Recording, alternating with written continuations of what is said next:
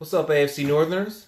Special shout out to my Steelers fans. This is Chris with my Week 3 recap of the Steelers just squeaking one out here against the Tampa Bay Bucks, 30-27 down in Tampa.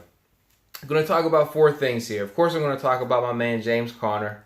I'm going to talk about the offense as a whole. I'm going to talk about the penalties that I saw out there tonight. And then, bonus at the end there, I'll address the trade rumors with Bell and kind of how I feel about it. Starting off with James Conner. Didn't have a huge day, but he was there when we needed him. He played big situationally where he needed to. And he still achieved just over 4 yards per carry today, which, again, huge in the running game to be able to maintain that 4 yards per carry. Love what I'm seeing from Conner today.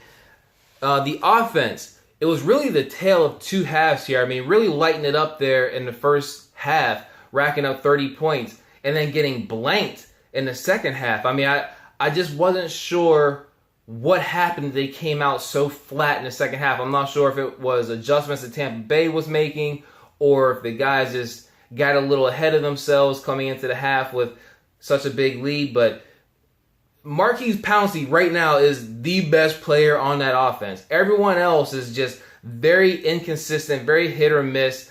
Roethlisberger having the amazing first half.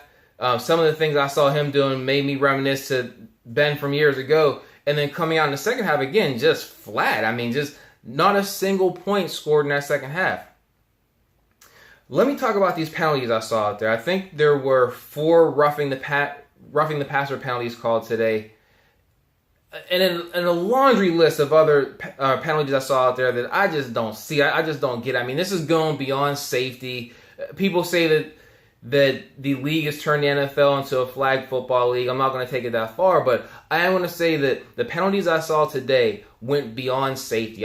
There was even a roughing the passer call against Tampa Bay where Ben had just kind of taken a graze on his helmet. He probably didn't even feel it.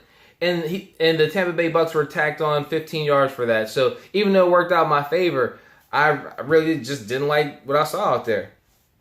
Last thing I'm going to talk about. So really today is the first time of really seeing and hearing people take seriously trade rumors for Le'Veon Bell from the Steelers.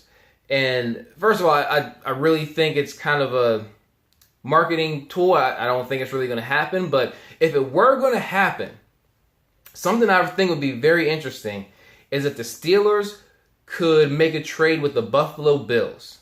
So Le'Veon Bell, I believe he's in his 6th season, still has a lot of mileage left on him.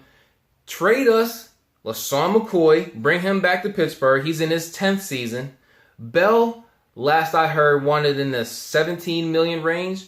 LaShawn McCoy is closer to the $8, $9, maybe $10 million range, plus a draft pick on top of that. Let's say the Bills' 2nd round draft pick, which essentially this year is going to be a late 1st round pick. I do think the Bills have a high likelihood of getting that top pick in this year's draft, unless the Browns can pull it out one more time. So that would then give us that dynamic, shifty running back that we have with Bell. Wouldn't have him as long, of course, McCoy being a few years older. But the off-the-field issues kind of really messed that up for McCoy. I mean, that's just not the Steeler way of playing football. I don't see that trade happening because of that situation. It's because of the things that's happened with McCoy off the field that I think would prevent that trade from happening. But be very interesting. McCoy for Bell, plus either a 2nd or maybe even a 1st-round draft pick for Bell. Tell me what you guys think. Last, and this is bonus for you guys, rest in peace to Chris Conte's pride. Oh my goodness. Oh, that first touchdown, Vance McDonald, that was awesome. If you haven't seen it, watch the replay. That's enough for me. I'm going to sign off with my new sign off. Fuck the Bengals.